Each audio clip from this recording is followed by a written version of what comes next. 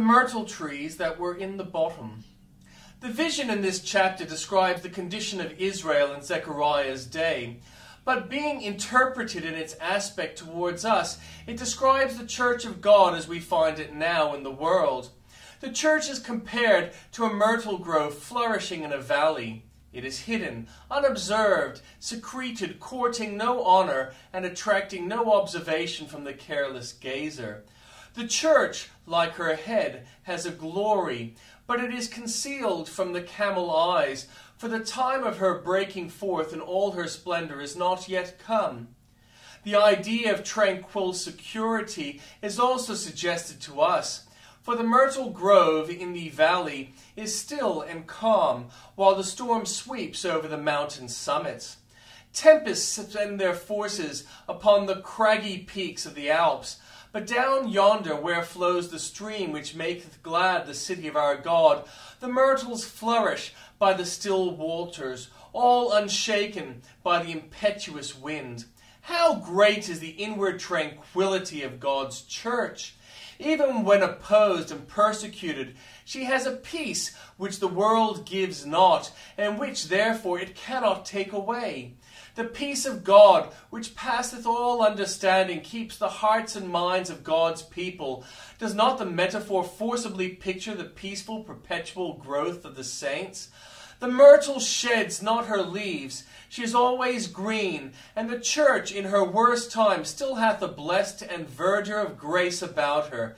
Nay, she has sometimes exhibited most verdure when her winter has been sharpest.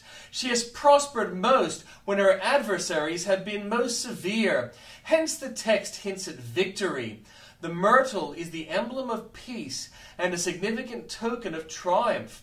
The brow of conquerors were bound with myrtle and with laurel. And is not the church ever victorious? Is not every Christian more than a conqueror through him that loved him, living in peace? Do not the saints fall asleep on the arms of victory? Howl, fir trees, for the cedar is fallen. When in the forest there is heard the crash of a falling oak, it is a sign that the woodman is abroad, and every tree in the whole company may tremble, lest tomorrow the sharp edge of the axe should find it out. We are all like trees marked for the axe, and the fall of one should remind us that for every one, whether great as the cedar or humble as the fir, the appointed hour is stealing on apace. I trust we do not, by often hearing of death, become callous to it. May we never be like the birds in the steeple which build their nests when the bells are tolling, and sleep quietly when the solemn funeral peals are startling the air. May we regard death as the most weighty of all events, and be sobered by its approach. It ill behooves us to sport while our eternal destiny hangs on a thread. The sword is out of its scabbard. Let us not trifle. It is furbished and the edge is sharp. Let us not play with it. He who does not prepare for death is more than an ordinary fool. He is a madman. When the voice of God is heard among the trees of the garden, let fig trees and sycamore and elm and cedar alike hear the sound thereof. Be ready, servant of Christ, for thy master comes on a sudden, when an ungoodly world least expects him.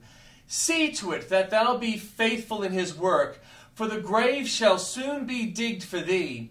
Be ready, parents, see that your children are brought up in the fear of God, for they must soon be orphans.